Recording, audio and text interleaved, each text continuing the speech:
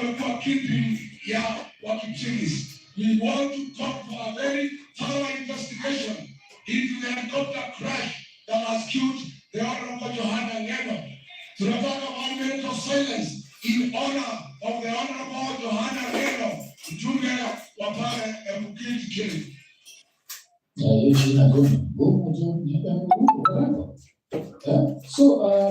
So there's a secure hint.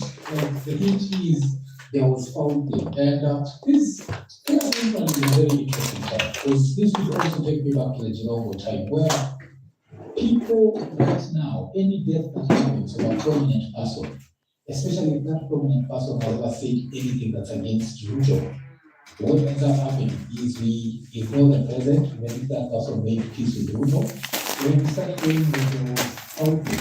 And even they were not even only looking at Ruto, they were also looking at Ugula and Ruto. That was the interesting thing about it, because I remember seeing this tweet, and it's written by damn. So don't forget, that is on the 28th of February 2026. But apparently, on the 28th of February 2016, Jacob Juma, the late, had said something very interesting. If anybody knows Honorable Ngeno, tell him to get in touch with me on Monday. I'll pay him 200,000 shillings in cash for just for slapping Murkomen. Alafu kuna boy anajiita Lazo. Did you notice that this speech about Johanna Ngeno was posted on 28th February 2022, and today is February 28th, 2026, exactly 10 years. So that was an interesting point. And now, and that of course I have to try and find out like what becomes the story about Murkomen versus Ngeno, because Kumbuka Murkomen, as soon as the thing actually happened, now the conspiracy theory started flying. Where if the conspiracy now, this is a situation whereby helicopters are known to be dangerous. Since they're known to be dangerous, I think there's even someone who also tweeted that. I think this is the tweet that I asked. So before we talk about the MP Bulevi, I'm just talking myself, making my call for it, and for you for the cover Bofita, so how that's it, helicopters who are. And yeah, that's something we want to record with Steve and the helicopter. And I don't know if that's something I want to experience. I think in life, one of those things where I'll be okay if I never stand on the helicopter. I'll be okay. I feel like they're too unstable, too what. So that's what I treated. The second, the conspiracy theories are there. They think we then conspiracy now is someone who died, why, number one, also dating. Number two, no one knows the time they're out. And number three, the helicopters are and he can cover Kenya and say number one, after of course in public roads, long distance driving, super dangerous. And I say number two, I put helicopters there, man. Yeah. Put helicopters and then Hi Mohammed. You have to travel. So another tweet ilikuwa share bado ya Jacob Juma, and this is apparently Jacob Juma alikuwa na boga juu ya Ngeno street. So wamesema you're killing me, cried Murkomen as Ngeno punched his forehead. Was near Houston Airport to intervene and separated them. So hizi happen hapa Nairobi. Is it with Ngeno Ngeno that so wild that I remember at some point when I started seeing people, because people were posting a lot of them, I had to ask Croc, like, is this real? So we're going to teach, especially if anybody knows Ngeno, tell him to get in touch with me on Monday. What is your name? Anas Kitchen. What is yours? What's your name? This is a retreat. Why? Because it was so much. Someone, but I think to Jacob Juma commission and specifically on the 28th of February, it was just a very wild coincidence. Love here, Chronicle yes, that's a genuine tweet from Jacob Juma on February 27th. It still exists with the original ID, but on our site, I guess. Hi. 28. I don't know why Chronicle is not 27, but you can see it's 28. So yes. This was say, so number taking, so the first suspect is going Murkomen. Murkomen is not coming. I love the next one is going Samoei. And Samoei were interesting because, of course, if such a death happens, the president has to come to us. He's a member of parliament, and not just a member of parliament, but also a member of parliament from Rift Valley. So the president alikuwa ameandika, I've received with profound shock and deep sadness the news this evening of the passing of Emmanuel Dikir, member of parliament, Mheshimiwa Yohana Ngeno. My friend Mheshimiwa Ngeno is a progressive and devoted servant of the people who worked tirelessly on behalf of the residents of Emurua Dikir, Narok County. He was focused, vocal and fearless, a leader of good family for justice and equity for all. He'll be remembered for the tangible progress achieved under his leadership Faro, and hi. his exemplary commitment to promoting local talent, especially in music. Our thoughts and prayers are with his family, his friends, the people of Emurua Dikir, and all the victims and families affected by the helicopter crash in Sokmani County. Because one of the things in the helicopter crash fire, only msokumbuka vile mmoja. Kumbuka the crash. They got a family but we just remember the and the others. They were they must not try to find out. So hapo ilikuwa nini? So unaweza shindwa kwa nini Ruto alikuwa accused. I'm doing okay. Isikuzungumze anaitwa nani? Walikuwa na very interesting relationship with Ruto, where there are videos where he says some very wild stuff about Ruto. And this is the reason why it's so but when you think about it, there is ended up being famous. So he has some kind of was around 2050. And I don't know what the most of the so he decided to tell Ruto and everyone else.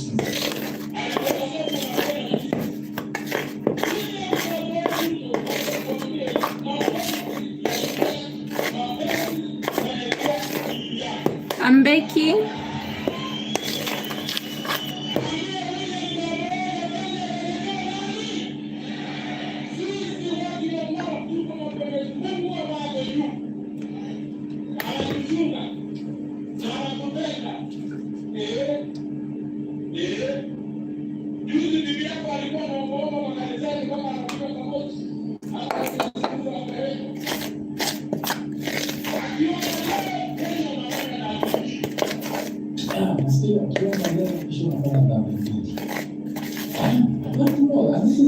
This is also people that shows you how Ruto is such a shrewd politician, and when it comes to politics, yes, he has such a good forgiving heart. Like, don't tell myself, why is that about him? Especially his wife. I'm baking a cake. Just drag him. Great job.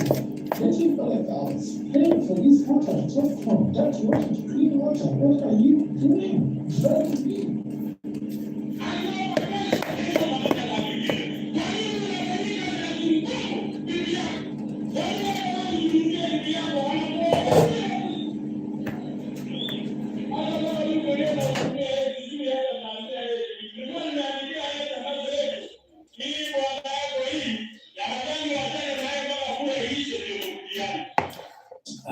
Nasikia ilikuwa hapo hii achana urudie baada ya nini? Yeah, that was like what you say about Ruto and you see. What's your name? Who settlers? Which years was? Am I adding? Maybe 10, 11. I think this is just going to be I think those are those days. Allegedly, because he used to be up in Mukome to Moscow from a dead man. But now, other things that Libaki Mecheki Juake, Vanilla. This actually surprised me, because this is a guy who, he actually voted for the finance bill in 2024. And after he voted for the finance bill, that's one of the reasons why PRP and online, like one of the things that you see a few people. Celebrate people. I always find it to be good to celebrate that. While to get the what we have to go A through, minute. and no one knows the time or the hour that you are in a kujaga, death comes. Alafu pia you're celebrating kwa kwezi sikia vibaya. So I don't know, man. So we have two sides of the JTs, and this was actually something positive, considering that this was someone who was now afterwards like when he moved down. kabisa. But he ended up saying something very interesting after the Gen Z that like protest at 2024.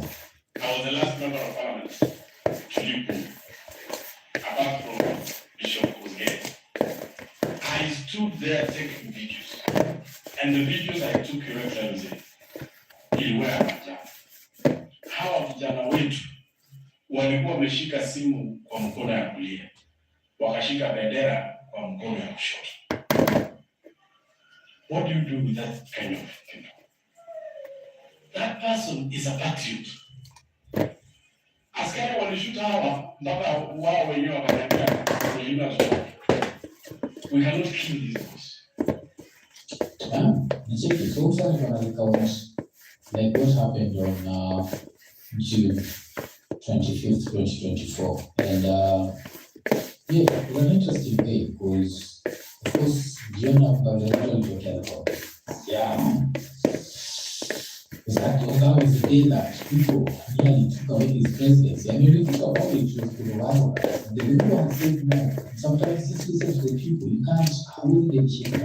Just listen. Because somehow when you say it is not going to listen. And that's the reason why I brought up preaching parliament. So I'm going to talk like now his experience from inside parliament. So you can see this was actually a positive in that parliament. This one, like absolutely. So they are our sons and daughters, and they are not happy. Bendera simu. Kijana ameshika simu ako live. So hawa vijana wametufundisha kitu ya maana sana, kwamba lazima pia kama ni demonstration has to be very peaceful. So Mheshimiwa Naibu wa Rais, sisi tunasema tumeshukuru mlisikiza kikao na mmetupa hiyo bill, na tunashukuru tukiendelea kukata ile matumizi yetu kama maofisi. Of course, you were short-lived story about expenses. The total that expenses are of the next thing that we saw was, of course, expenses caused in the Then another video came for this joke as I keep saying, because kumbuka ile time alijifunza inasema alikuwa amenyonga Murkomen ama alikuwa amepiga Murkomen. Yeah, Murkomen was so funny that and it was so sad because now people are sharing video fulani ya Murkomen ya kitambo. So kulikuwa na hii the actual tweet where you're killing me, then the airport, watu nini, then kuna msanii wa Kipchumba Kiomo alibaki ameshare video fulani ya Murkomen. This is back in the days, I think Murkomen alikuwa ameenda kucheza game. Alafu akicheza game ni kama aliumizwa, then skiza.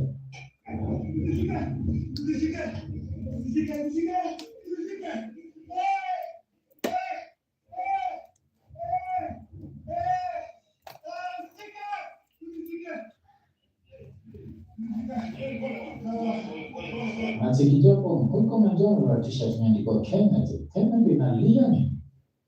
Was Murkomen telling us what was going to happen to Kenya? Because don't forget that Murkomen, one of the things in Sifunayo is they took advantage of the fact that people really loved Ruto at some point, and during this time they were the darlings of Kenya. So yes, they take advantage, and then even if they disappoint you, show you. But now kuna clip fulani, hii clip inakaa happen sasa hizi.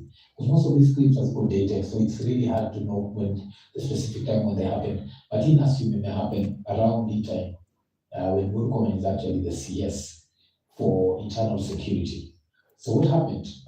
Kuna makarao walikuwa deployed na hizo area za Emurua, and of course makarao Kenya kikuja, what's the first thing that they do? They just wanaanza tu kuwa watu. Nikiona kuna party fulani they happen Kikuyu, and I don't even know what to say about that party. Kuna karao walienda pa kishoot Wakeja iko na watu ndani, and they're not thugs. Why? There are no consequences. Makarao kufanya hizi vitu. So msali kwa menda on ground, and inaka alikuwa amejam kabisa juu wasoko na division, and he decided to confront the cops. And this is another video of him. So I've seen a side of him. And you're like, for political survival, come on, you are Naruto, I understand. They don't live in an ideal world. I think in the 2022 elections, if you needed to win anywhere in Rift Valley, had to. Where are you going? So that was something that I fully endorse and I fully understand. And this is interesting when you see someone this passionate and risking, because unajua makaro wa Kenya pia you still risking it. Alikuwa amejaa nao sana akiambia wasidelishane. Why are you killing people? Why are you killing people? That's the end. Why are you killing people? Why are you killing people? Why are you killing people?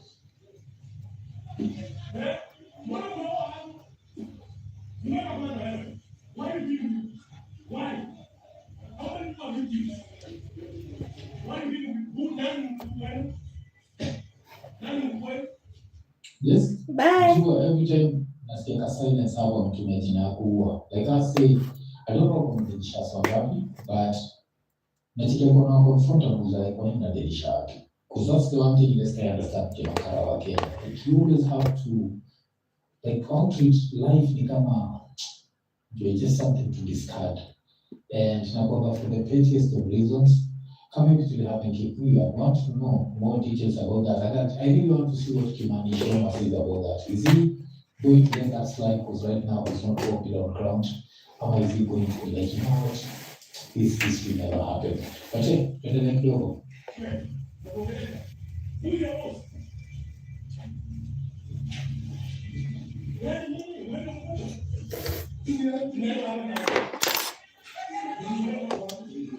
I'm smiling. So, Hey, Andrew. So hii ilikuwa like one of the videos Onse aki-confront Ase. But now, let's come to now the actual day. So Jani, one of the things that he did was he posted a video in the morning about helicopter. And as I keep saying, when he says that, I didn't know why it is that take lives and the radar. But too many things according to him. I don't think anyone is I'm smiling.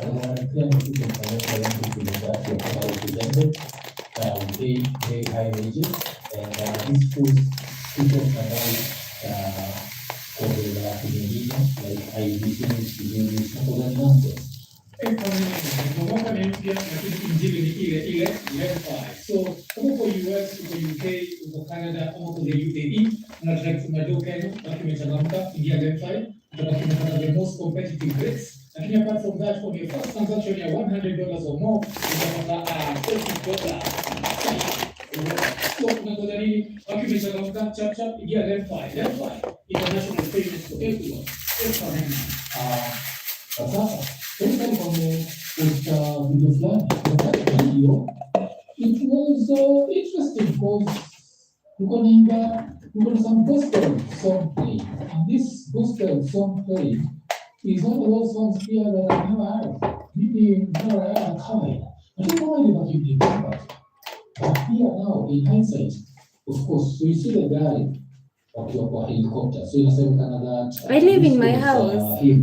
Walikuwa wanaenda kutafuta apparently kuna watu walipowashed na hizi flags beside hizi flags zimekuwa serious, so walikuwa na try to search for the body. That makes no sense.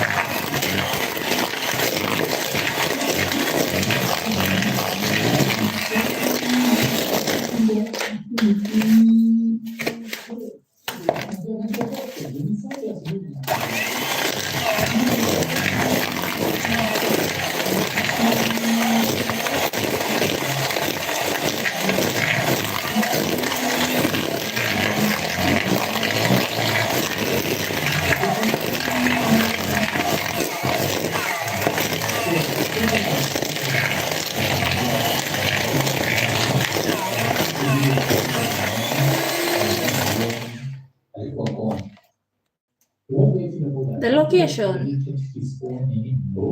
I think one thing that happens is no one knows the day, the time, the hour. Where do you live yourself? Because by the time of course on a prestige, don't take people down, don't take people on anytime to go to. It's just a coincidence, and that happens, and we don't know the time of the hour. And we try to make the best, because any day could be a last. And that's the worst thing about this thing called life. That's the best thing, because I try to imagine if we knew the time of the hour, we'd be there crying. Because everyone, it's so easy to convince people history on the actual, like, oh, kuna heaven after hapa, and then there's the reality of the situation. Immortality, yes or no? What's that? Just being here in the present is a blessing. And this is, I think scientifically was all that more people who could have existed have not existed. Because the stories are how the sperm will fertilize the egg. Just one exit. In some cases, twins, but how many people are left? How is separate?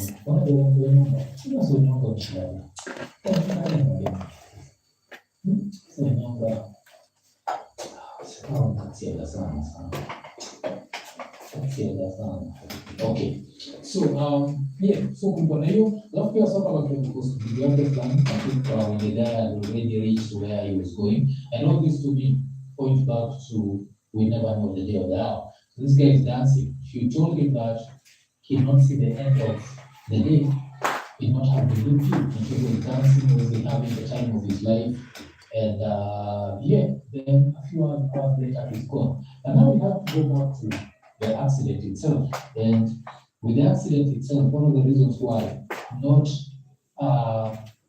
study like a what is it called? I'm not an investigator for flights, but the story was made video moja, it was shared, and the video, of course, it's somehow it's not clear, but you can hear clearly, like now, like ukisikiza kwa news nasekana people na bad weather, and if you watch that video, you can actually see bad weather. You can barely see the helicopter. Hata kwa inasemekana like straight after happened, and the Onapo's to come installed, and it's very foggy. And I think sometimes we're in a hurry so much that we forget kama helicopters, because the fact unasikia walikuwa kwa hewa due to bad weather kuja chini. So it means most probably you should ask me the pilot was like, no, we need to land, this is very bad weather. Then maybe one out of the other five Cooking up deliciousness. Yes, tell them to like the video. That could have been him because he was the ultimate boss. But one out of them most probably was in a hurry. Kasaniaje, lazima tuende. Okay, nakuwa then improve kidogo, acha tuishie. And then what happens? It will end up in a crash. Because now in hindsight, but also on the hindsight to the motherfucker. But in hindsight, they have just decided, you know what, wacha tumeninga either wewe kiara ama toke kesho ama tuache hii area hapa, let's go by road. Ama let's go back to kama I don't know how far this was from the airport. Let's go to the airport and use a plane. The plane is much safer in such circumstances than in. But now, of course, the accident happens, and after the accident happens, everyone has to show up and be like, you know what,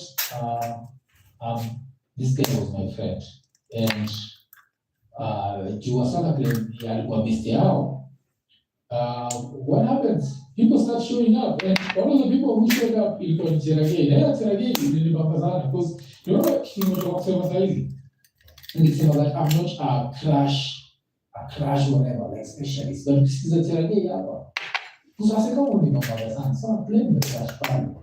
Why are you going there? What are you going to achieve by going there? Especially as an MP, umetoka shughuli zako, umeenda hapo. So, wacha tusikie. I think what I can say is that the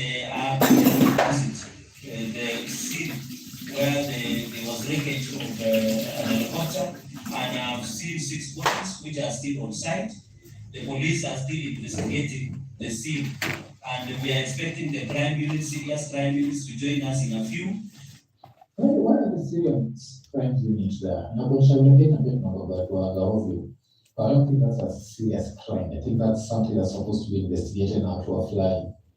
I don't know what they are called. I think called international national transportation or something, whatever. Yeah, but serious crime, I don't know. And I think maybe that's the only people who can do forensic analysis. We have a number of ambulances. I want to thank the police. They have already been signed. They are continuing with the evidence analysis. What I want to appeal Where do you live? is that let us give the police and avoid interfering with the scene where the wreckage of the helicopter is. We hope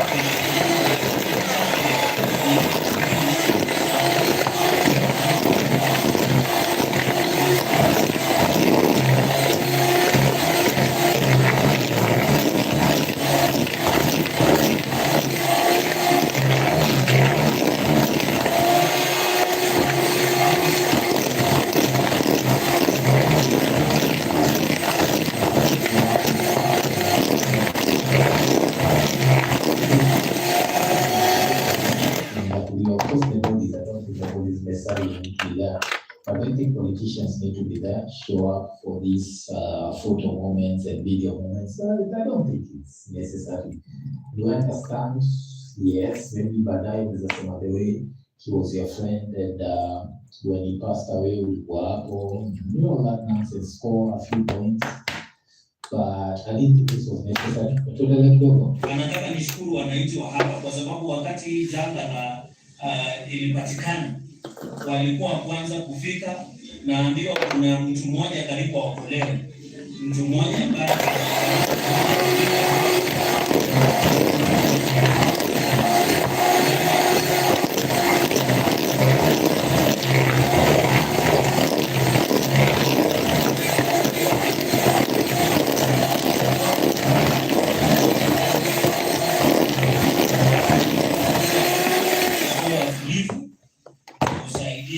tukitaka kusaidia ndio hii mambo yaharakishe. Tujaribu kutokaribia pale ambapo polisi wanafanya uchunguzi, ndio tuwape nafasi ya kuharakisha, kwa sababu hata nao wanataka kuharakisha. Mnaona giza imefika sasa, ni saa 1 karibu na dakika 30. Mimi nadhani niwaombe wananchi na niwashukuru kwa kujitolea, na ndio wengi wenu sasa sikio tulikuwa anapatiana but pia kikamtuumse and kumbe tumesema at the end of this at some point alikuwa Ruto down. So there's something that he said, and he was talking about 2027 and safeguarding the presidency right now. And it goes back to what Mwanasema, where tomorrow is not guaranteed, because the way he was talking about 2027, then is not lived to see it. If you are saying it about 2027, but we know if we live to see it, we don't, but if Stabua, enjoy the moment. You have to just wake up and be like, hey, come on, and you continue.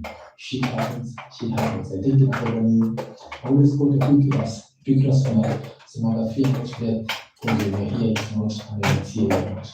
But you are blessed upon the old is life after death, to provide the dream to achieve its nonsense. You never existed before, you would exist afterwards.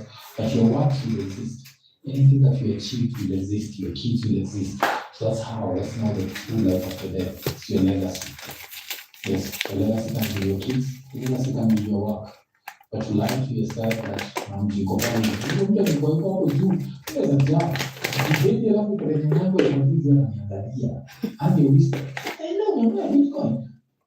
Tajanga tugoje nyambo. Ni nyambo Shit. Ni nyambo Okay. You might consider nyambo. Okay. Let's see ile mambo kwa 2027. Wewe unaitwa rais wewe, sisi tutalinda hii serikali kama vile mtu analinda bibi yake. Tutalinda kama vile mtu analinda watoto wake. Tutalinda na nguvu yote na mali yetu yote. Hiyo maneno kunasemanga Ruto must go, sio kitu mzuri. Na sio ati tu kwa sababu ni neno upuzi kidogo basi, huyu must go. Hili chini yetu. Na tutailinda na damu na jasho. Hata kubali watu waharibu. Sio, tulinda na damu na jasho. Tupate damu jo nyashtua cause makara wa Kenya au jo wanalinda nchi kuuliza kwa nini wanafanya watu hizo kutoka na kabili protest. According to them, they are safeguarding the country. Ati kwa sababu ya siasa ipo 27. Kama unataka tujipange 27 tukuje. Iko 32. Kama uwezani na 27 iko ya 32. Kama uwezani ya 32 iko ya 42. Wala sisi huko. Lakini hii yenye tumeiweka kwa mfuko tutaichunga kwa hali na mali. Hii tumeweka kwa mfuko tutaichunga. So ilikuwa yeye kiboka cha 2027. Hear from Diana. Last thing about it is the right to go to the best thing about it. You never know. Kama utakimeona hiyo type. But yes, baadaye and even hapo ni nini? The staff and the body of people who died in the helicopter crash in Nandi County, I know Florida, that was most of the more people in the fire hospital. We actually spoke about the messaging, like the whole like those video. But even they themselves have to put the video in black and white because that's how, of course, horrific. Hautaki kuona kitu kama hii colored, najua. So nachikia sawa kwa hapo wakimove nini, but it shows the fragility of this thing called life. And also sometimes on a lazy, maybe times like these prominent guys wakidedi and conversation and where should personal reflection take it? Should take it to a spot where you know that you're living your life and you have to live it the best way you know how as an individual. Because the reality is that people move on. Hizo nitabogaji yake leo. Hapo wale utasahau. Kumbuka kuna time tulikuwa tukiamka asubuhi jioni, whatever utasahau. Kumbuka the country for I think was it 3 days or whatever days kumbuka time Raila, it just Raila. And basically the country came to a standstill for some time and we moved on. Only Zeka Raila, that's a famous person, that's a popular person. Now we try to zoom out, come back to yourself as an individual.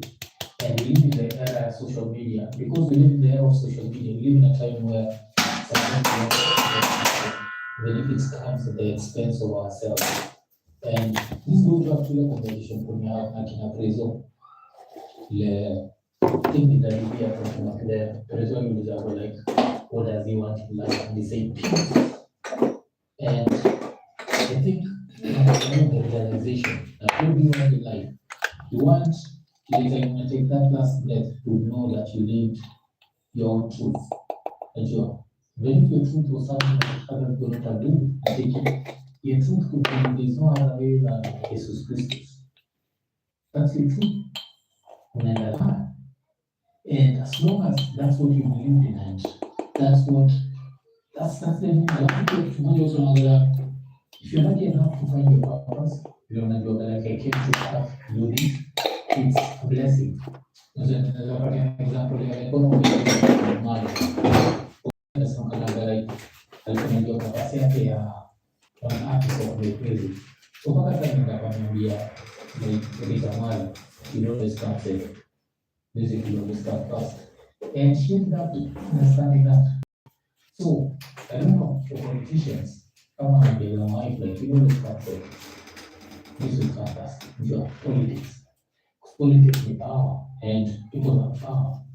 And but that was one thing. Sikuwa namjua ni whatever kuitwa Yohana Nyeno.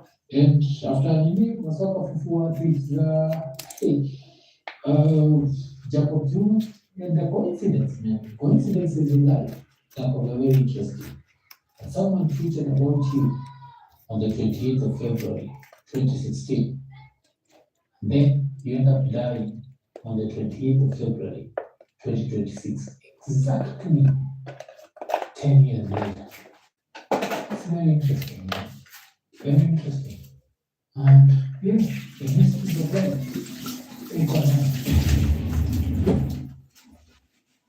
A minute.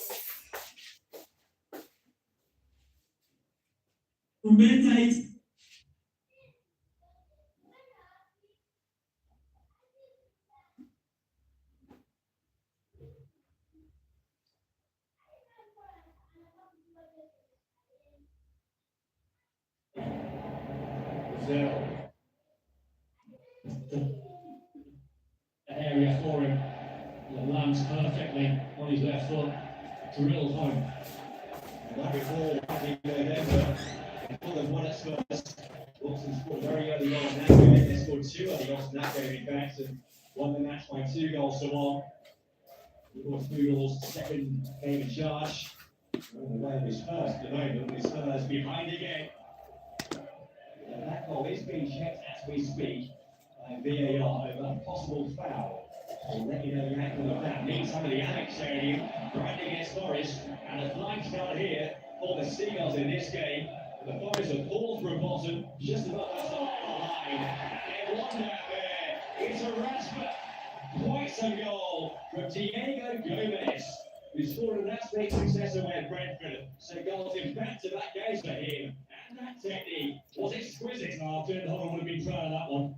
I love that, the way he just cuts across the ball there, just fizzes it on and low. It's beautiful technique, he knows exactly what he's doing. You get your knee, you get your hip over that, and you drill it hard and low. It's the cut spin that's beat the goalkeeper. What a finish. Carolina scoring his 10th goal in League Cup combined this season.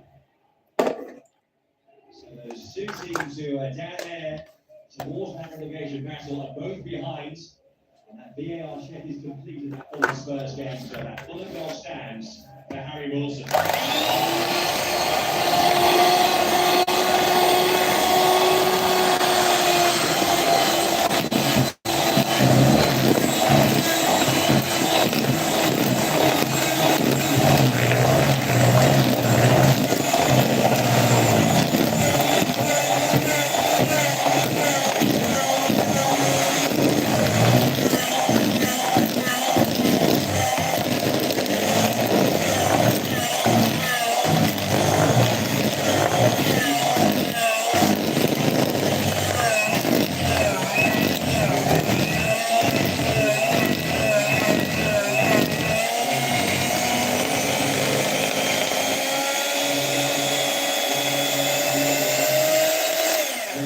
Mitchell went down, but no foul was given. Bruno Fernandes. Holding his pace, but on we go. Darren. Here's Casemiro. This is Averbo. Right hand side. Mainu, well challenged by Walton. Just heading towards the end of the off box there, probably made no form tackle that from Aaron Walton. The wire. Now Yoro. Casemiro. Good move by Cunha. Near post. Well done by Ian Henderson. I think that's where Sesko been trying to anticipate where Cunha was going to deliver that. Bruno Fernandes has just let Sesko try and get on the move, go past, or get near the near post. Set piece defending, certainly the issue that they'll carry on that address in the weeks ahead. Since the start of last season, that's 19 goals now. 18 from corners by Manchester United. And again with Munoz. It is by the Saar. Cancel their consideration tonight, but it's Munoz goes in again. Flags up there for offside. Luke Shaw down there. He's going to pay. Palace have started well. Just wonder. When start took the shot on, that was tight. Clear pass to Brennan Johnson to his left hand side. Maybe that pass there. It would be a tricky one. Well, it would be a couple of yards pass.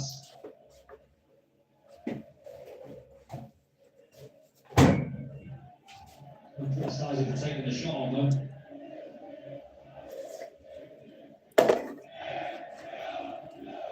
Palace team are hoping to make it back-to-back wins for the first time in 3 months in the Premier League. Desperate.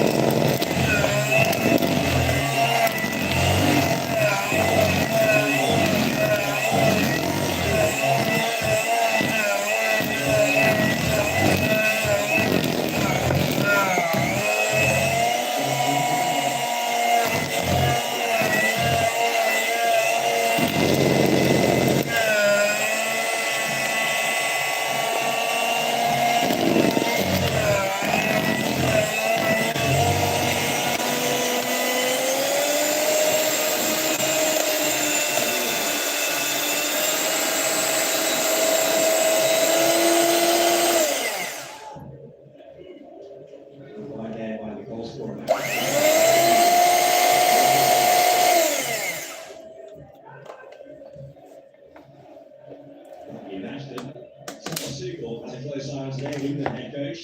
And that midfield battle between Manu and Morton.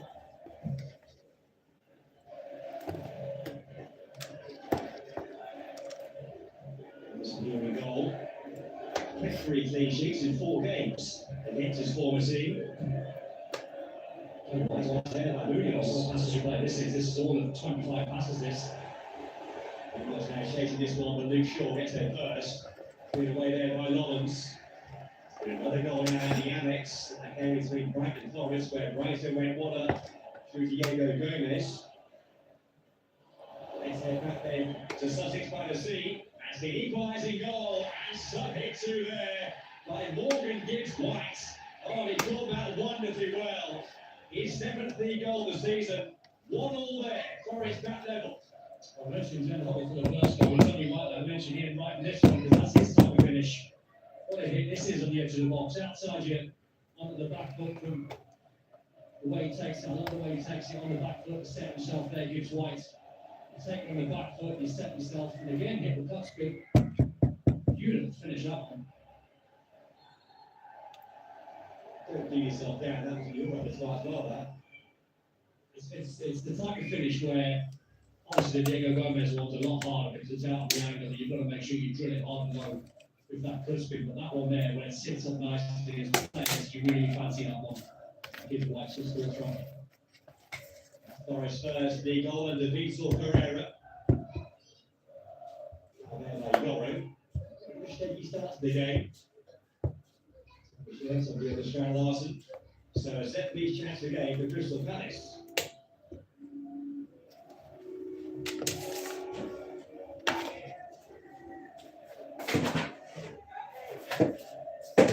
Johnson will take it. Lifted towards Richards. Just got a shoving with him. Here goes the Mullins.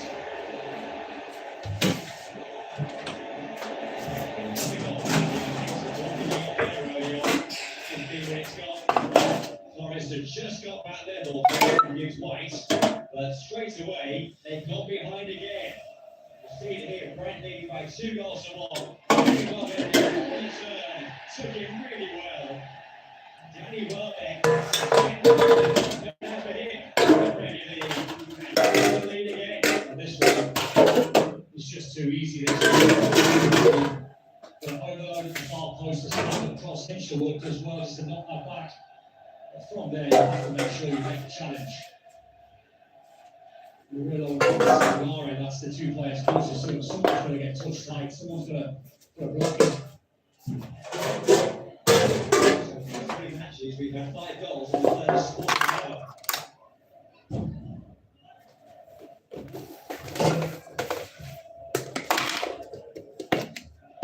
Brighton aiming to make it back to that win, having had that good success last weekend at Brentford. 0-2 otherwise. That's top half, along with Palace, and maybe a push towards a European spot. Along with Fulham as well, who have that 1-goal lead over Spurs. I've got to say, 60 minutes in, it's been all Palace. And we're enjoying a lot of possession. Team who played on Thursday and made just the one change in that match against Bridgton Mostar. I think it's up to the home side trying to step onto them.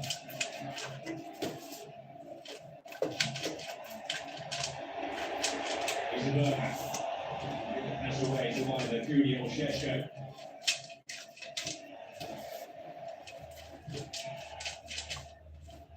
Warren.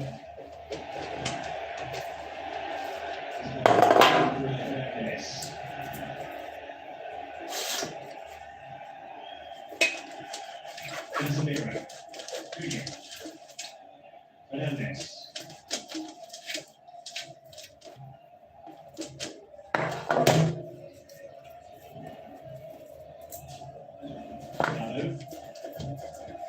Enjoying playing like that once again, having been playing wing back. Fair chunk of this campaign on the Ruben Amorim. Well, that's the thing, that's what Mike McCarrick's done. He's got Dallow at right back, but Luke Shaw in his best position. Probably made of his, Bruno Fernandes as the 10. Provided for the players. Johnson, held there by Dallow. Johnson with history between the against Manchester United. Moving on, they go for the final. Well, now last year, Spurs. You can see this team covering highs a couple of times to avoid defeat since he has returned to the club. Draw at West Ham where Sheshko scored the Scottish equalising goal. So putting away Arsenal, and he got 1-0 down there at the Emirates Stadium.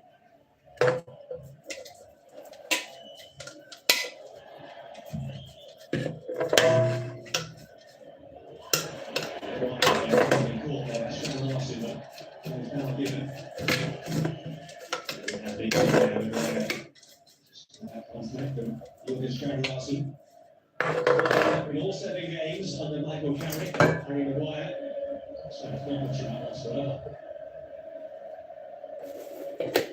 We should have about this.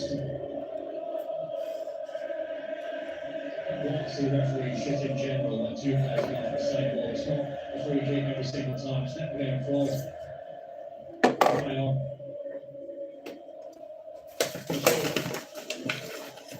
Let's play there with Cunha. Williams. And there it is. Yeah, pass. Vidal. Hernandez is left on the pass. And away to Palace. He's Munoz. That's the end to go again. I believe by 2 goals to 1. Hey, Bridget. It's over. A terrific move. And Max Sells in goal for Forest, who's coming today. He's a change 1-2 down the wall back in the Toma.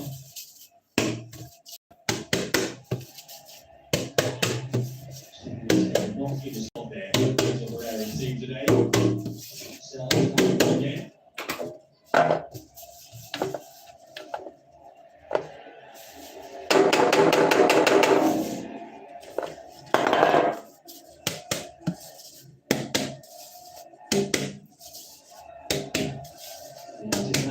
Came in the third half back in December, just before Christmas. Went down there by 2 goals to 1. And they had with a win today.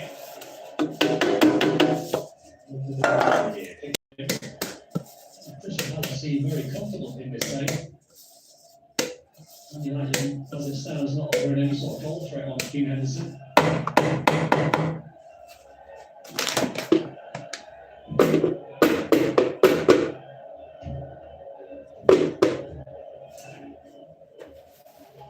Feel like Arsenal was very much in the conversation with United shot. Deep and Ruben Amorim departed the weeks of gone by.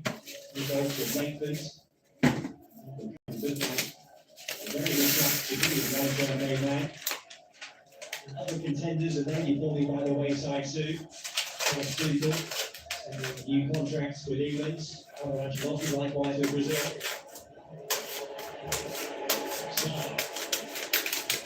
Mitchell now. Working by Callum.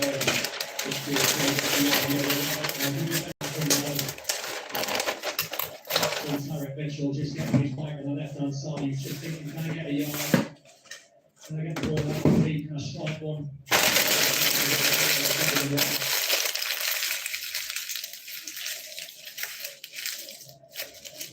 Mitchell down here in the Manchester United. He's enjoying the season.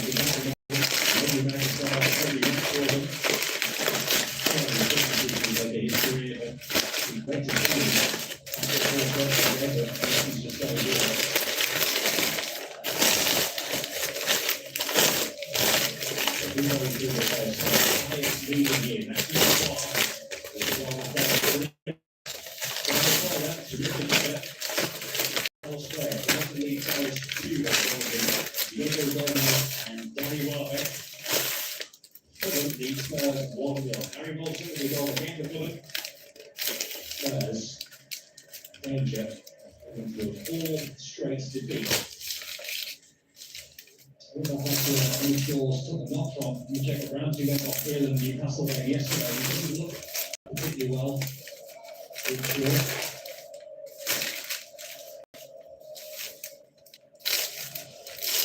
There's full of fitness have seen him making a potential recall for England. His match game in the European Championship final 2 years ago. Well, and to his 12th year at Manchester United, on Rowe with that warming up, and it looks as though the first change is going to take place.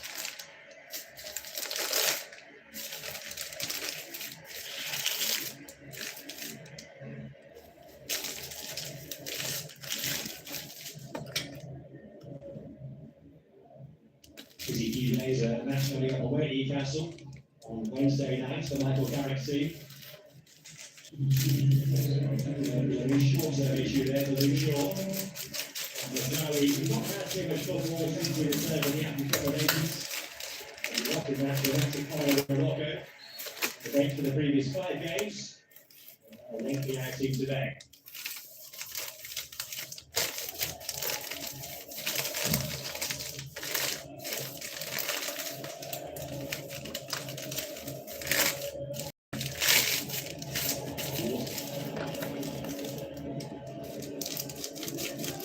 Yes.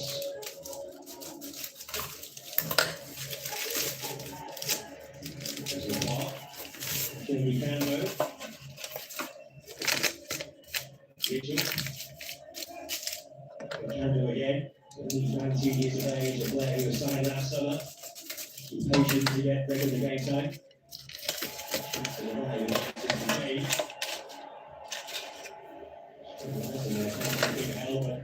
The referee says play on. I think Michael Carrick brought 25 minutes into the game, brought more intensity from Man United when they haven't got the ball. Need to step probably 10-15 yards higher up the pitch. They've had 1 shot on goal so far in the game.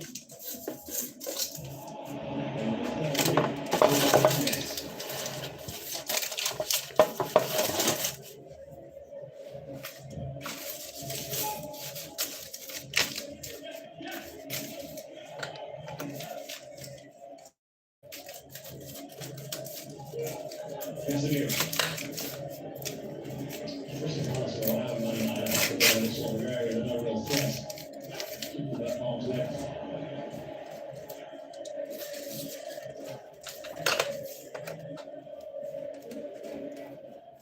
Fernandes back to investing in the recent weeks, playing much higher up and much more effective in the game. Assists so far this campaign, the most of any player.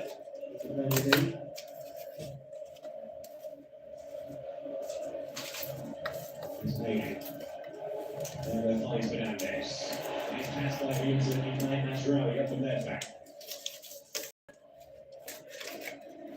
Green. Pass Richards. It takes a very reverse physical defender. Very hard skilled target on the outside. Chris Richards, that is strong defending. Back himself through the space.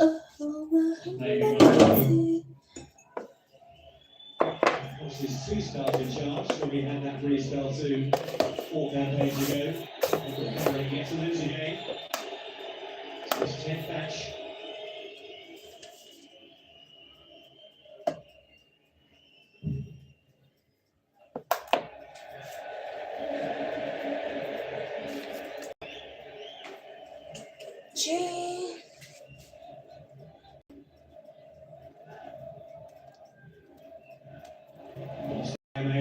That's been passed upon by Calvin.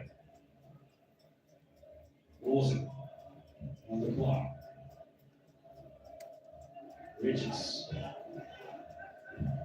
Situations like this where, as I said before, United have got to get further up the pitch, the wide pass, just keeping the ball. That time Henderson's gone long.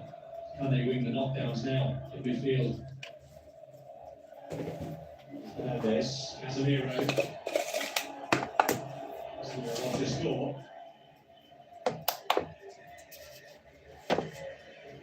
It was sent off in United's maximum successor at Palace, a 2-1 win 3 years ago.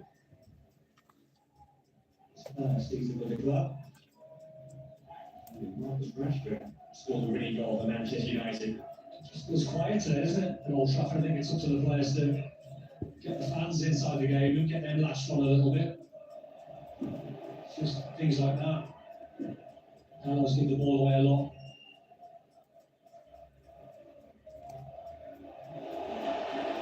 They won the last 3 games here under Michael Carrick. Comfortable success for the Spurs, the derby win against City. Dramatic match against Fulham when Šeško got the late winner.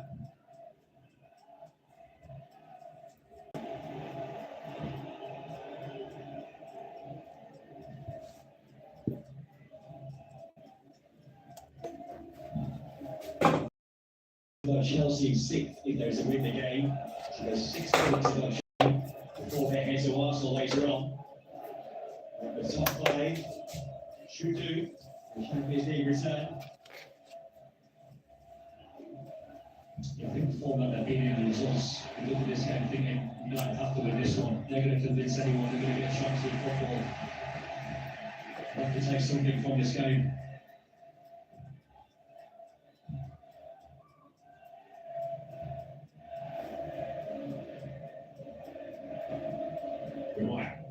Cunha. Now in forward line that has been altered today to get going for United. Gallows across there, beyond everybody, they all made the same run towards the near post. You know, he's having a tough time though today. He's given a lot of balls away, Darwin. I think the fans are running on that right hand side. That's where, as a player, when you know you're giving the ball away and your confidence levels up, just start to dip.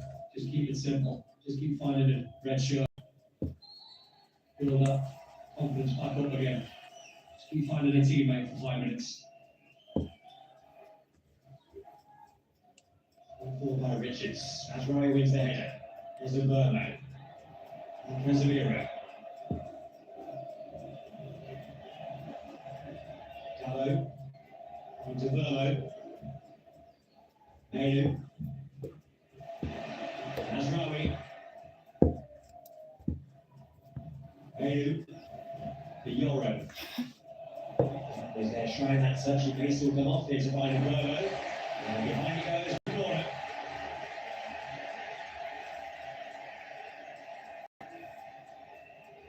They've been exposed by a set piece, but in terms of attacking dead ball situations, they're up there with the best this season. United, they scored 15 set piece goals.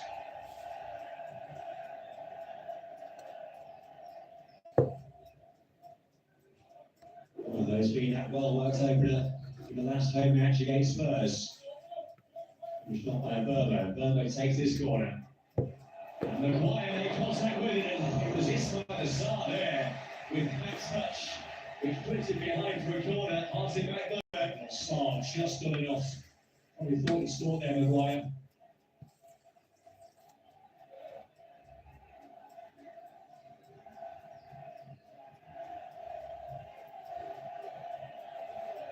So Burmo will try again. Casemiro's unmarked back post. To get that far though, Strand last year job well. Bruno Fernandes going down the other way his face, which is actually a head to make with Kamada. There's no foul, the referee has now stopped it to check on the well-being of Bruno Fernandes.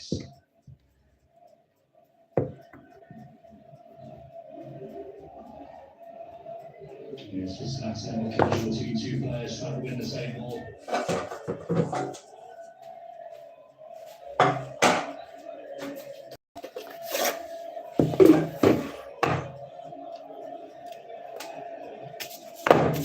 Contact with the ball. Just about clears that one away with the inside. Feature very much up in the air. Harry Maguire's contract expires in the summer. Season will be 33 next week. Šeško. And led by Canvo.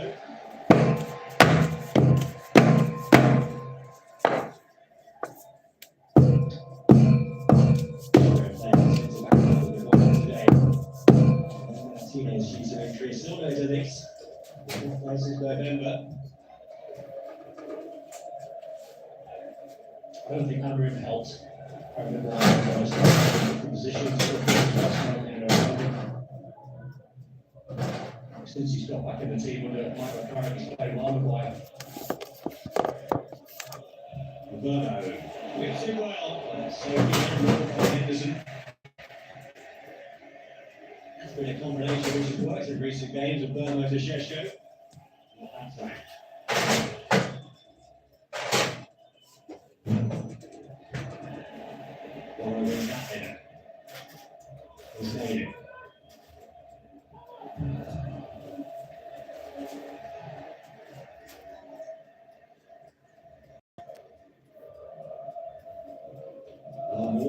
Hughes